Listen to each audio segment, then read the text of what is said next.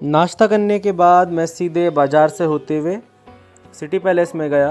शानदार बाज़ार से होते हुए मैं आगे बढ़ा और पहुंच गया राजस्थान की शान, झीलों के शहर उदयपुर का सबसे खास अट्रैक्शन सिटी पैलेस में। इस समय मैं खड़ा हूं भारत के सबसे भव्य महलों में से एक सिटी पैलेस के अंदर। अगर आप उदयपुर घूमने का प्लान बना रहे हैं तो ये वीडियो आपकी बहुत काम की होने वाली है, क्योंकि आज मैं आपको बताऊंगा यहाँ का टिकट प्राइस, एंट्री इतिहास और अंदर आपको क्या क्या देखने को मिलेगा और भी बहुत कुछ रोचक कहानियाँ। तो चलिए शुरू करते हैं इस रॉयल सफ़र को। सबसे पहले बात करते हैं टिकट की। भारतीय पर्यटकों के लिए टिकट आपको 300 से 400 रुपये का, और वहीं विदेशी पर्यटकों के लिए यही टिकट आपको 700 से 800 रुपये प्रति व्यक्ति पड़ेगा। मैंने अपनी स्टूडेंट आईडी दिखाई थी तो मुझे मात्र ये 150 रुपये का पड़ा। अगर आप कैमरा या प्रोफेशनल वीडियो शूट करना चाहते हैं तो उसका अलग से चार्ज लिया जाता है। सिटी पैलेस का टाइम सुबह 9:30 बजे से शाम को 5:30 बजे तक का है। अब चलिए अंदर एंट्री करते हैं। मेन गेट से जैसे ही आप अंदर आएंगे तो सबसे पहले आपका सिक्योरिटी चेक होता है, और जैसे ही आप आगे बढ़ते हैं तो एक विशाल आंगन आपका स्वागत करता है। ऊंची दीवारें, भव्य दरवाजे और राजस्थान नक्काशी आपको तुरंत शाही एहसास दिलाती है। दोस्तों, इस महल का निर्माण 1559 में मेवाड़ के शासक महाराणा उदय सिंह द्वितीय जी ने करवाया था। इन्हीं के नाम पर इस शहर का नाम पड़ा उदयपुर। कहा जाता है कि शिकार के दौरान उन्होंने इसी स्थान को सबसे सुरक्षित पाया और यहीं अपनी राजधानी बनाने का डिसीजन किया। यह है यहाँ का मेन एंट्री गेट, जिसे हम तोरण द्वार कहते हैं। इस तोरण द्वार से एंट्री करते हुए अब हम आगे की ओर बढ़ेंगे। यहाँ पर जो हमारे राजा लोग थे वो आते थे, बैठते थे, और यहीं से ये मेन चौक समझिए आप पूरे महल का। इसी के आसपास में और भी बहुत सारी चीज़ें हैं। अब हम आगे की तरफ बढ़ते हैं।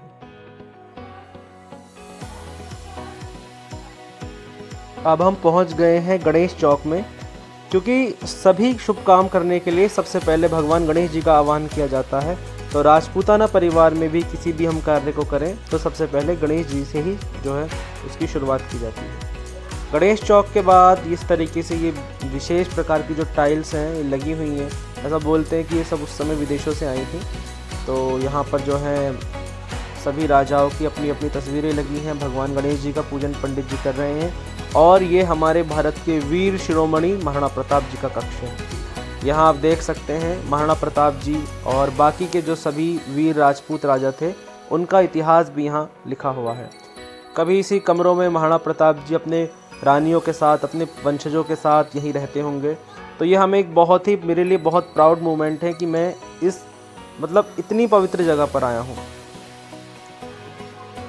बहुत सारी चीज़ें हमें देखने के लिए मिली। ये महाराणा प्रताप का हाथी है, जिसका कि इतिहास में बहुत नाम है। ये भी एक शूरवीर की भांति ये लड़ा।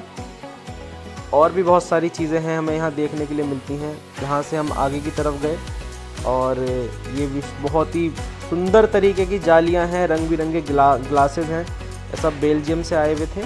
और ये है हल्दी घाटी की पवित्र मिट्टी।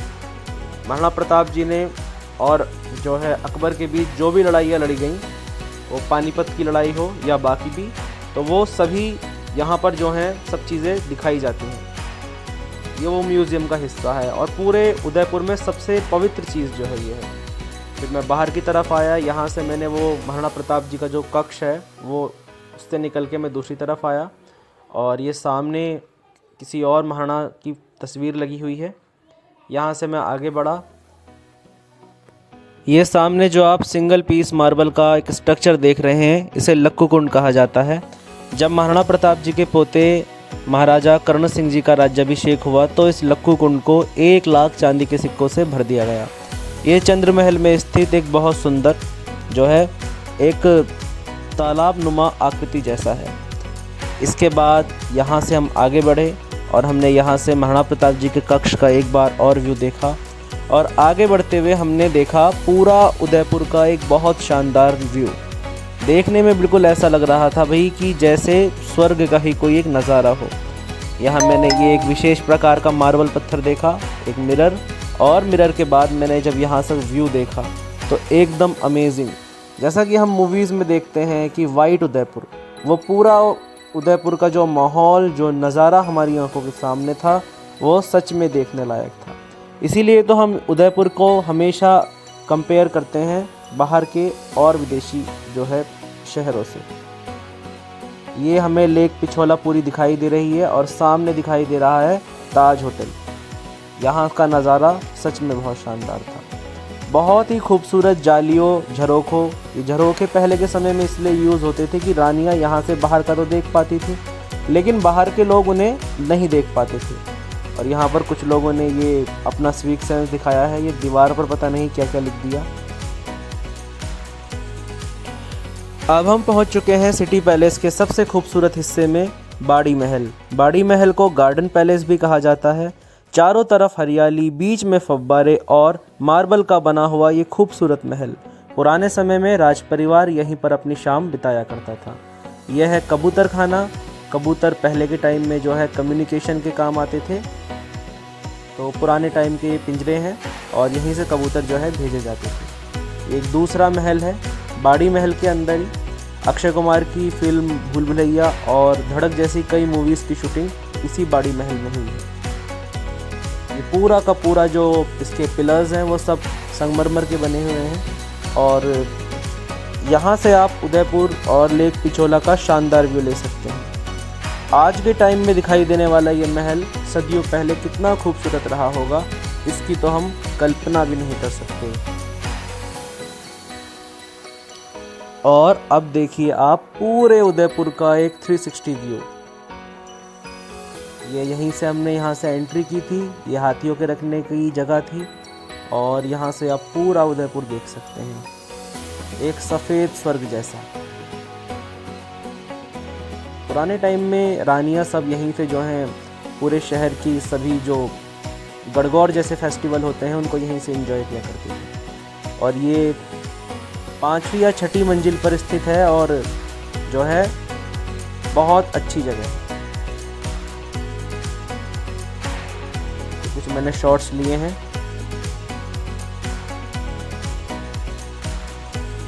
ऊपर खुले आसमान के नीचे बना यह बगीचा दिखाता है कि उस समय का जो आर्किटेक्चर है वो कितना अनोखा और कितना ज़्यादा डेवलप था। इसके बाद हम यहाँ से आगे बढ़ते हैं और ये दूसरा एक महल है जिसका नेहरू मंदिर नाम है। इस तरीके के बहुत सारे महल हमें उदयपुर के सिटी पैलेस के अंदर देखने को मिल जाएंगे। हर महल के हर कमरे से एक शानदार नज़ारा हमें देखने के लिए मिलता है। सिटी पैलेस का ये महल अपने एस्थेटिक व्यूज़ के लिए जाना जाता है। सबसे ज़्यादा जो इंस्टाग्राम के चाहने वाले हैं वो यहीं आकर फ़ोटोज़ क्लिक करते हैं। ये पूरा महल ब्लू पेंटेड है जो देखने में बहुत ही रॉयल वाइब देता है। इसके बाद हम यहाँ से आगे बढ़ते हैं। स्पेशली जो महाराजा लोग होते थे वो ग्लास का बहुत प्रयोग करते थे। वो अपने महल को सुंदर और अट्रैक्टिव बनाने के लिए पच्चीकारी का बहुत ज़्यादा यूज़ करते थे। तो आपको हर कोने में महल के एक रॉयल फील होगा और साथ ही साथ आप देख पाएंगे कि जगह जगह जो ग्लास हैं और जो ग्लास की जो डिज़ाइनिंग है वो है। ये सूरज है। ऐसा बोलते हैं कि भाई पहले के टाइम में राजा जो है सूर्य को अर्घ दे करके ही अपना दिन की शुरुआत करते थे। तो अगर मौसम ख़राब होने की वजह से कभी सूरज नहीं दिखाई दे पाता था तो इसी को वो एक सिंबल मान के इसी सूरज को अर्घ देते थे और अपने दिन की शुरुआत करते थे। पैलेस का ये जो हिस्सा आप देख रहे हैं जहाँ पर आपको स्पेशली पिकॉक की जो थीम दिखाई दे रही होगी, ये है मोर चौक। मोर चौक की जो पूरी थीम है वो पिकॉक पर जो है डिपेंड है। चारों तरफ आपको अलग अलग टाइप के मोर और उनके जो पंख हैं वो दिखाई देंगे।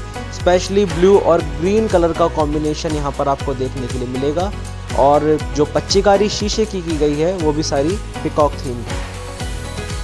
फॉरेनर जो हैं बहुत इंजॉय करते हैं, वो इन सभी चीज़ों को देखने के लिए ही तो इंडिया आते हैं। ये देखिए आप बहुत ही सुंदर पच्चीकारी की गई है। ये महल का सबसे आखिरी हिस्सा है जहाँ पर टूरिस्ट को जाने की परमिशन है। ये म्यूज़ियम है। इस म्यूज़ियम में जितने भी म्यूज़िकल इंस्ट्रूमेंट उस समय यूज़ होते थे, जो काम आते थे, वो सभी यहाँ दिखाए गए हैं, जो कि सब इंडियन ही हैं। जैसे वीणा, संतूर और भी तानपुरा है या और भी बहुत सारे जो इंस्ट्रूमेंट हैं, जो वाद्य यंत्र होते हैं, वो सभी यहाँ पर रखे गए हैं। और जो संगीत प्रेमी हैं उनके लिए तो ये जगह एक हेवन से कम नहीं। फिर हमने सिटी पैलेस में ही दाल बाटी चूरमा की एक थाली ली, जिसमें दाल बाटी, लहसुन की चटनी, चूरमा और छाछ था।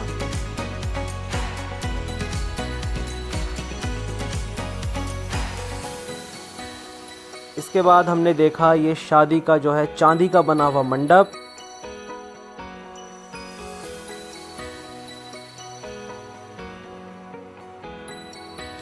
इसके बाद हमने देखी यहाँ की एक और पालकी म्यूजियम। यहाँ पर तरह तरह की जो पालकी थी वो रखी हुई थी, जो पुराने टाइम में ट्रांसपोर्ट के काम आती थी, इधर से उधर जाने के काम आती थी।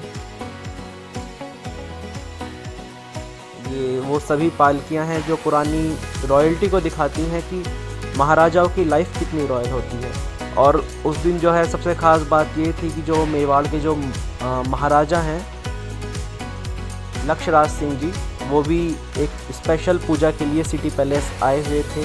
तो उनके वेलकम में यहाँ वेलकमिंग सॉन्ग्स गाए जा रहे हैं। लेडीज़ यहाँ पर वही पुरानी राजपूताना परंपरा को दिखा रही हैं और बहुत सारे फॉरेनर यहाँ तक कि मैं भी उन्हें कैप्चर कर रहा था।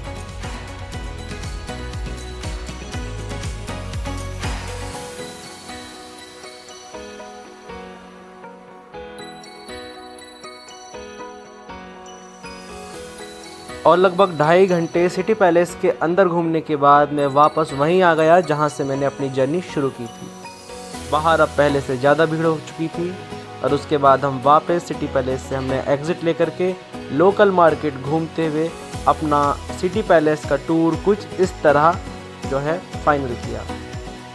आप सिटी पैलेस से निकलने के बाद यहाँ का लोकल मार्केट घूम सकते हैं, जो हैंडीक्राफ्ट और मिनिएचर आर्ट्स के लिए बहुत ज़्यादा फेमस है। हैंडीक्राफ्ट और जो मास्टरपीस हैं, इस तरीके की चीज़ें आपको बहुत ज़्यादा देखने के लिए मिल जाएंगी, जो कि बिल्कुल यहाँ का मार्केट है एक एस्थेटिक जो है वाइब देता है। स्पेशली जो पूरा उदयपुर है वो वाइट पेंटेड है, इसीलिए ऑल ओवर वर्ल्ड इसे रोमांटिक सिटी या वाइट सिटी भी कहते हैं।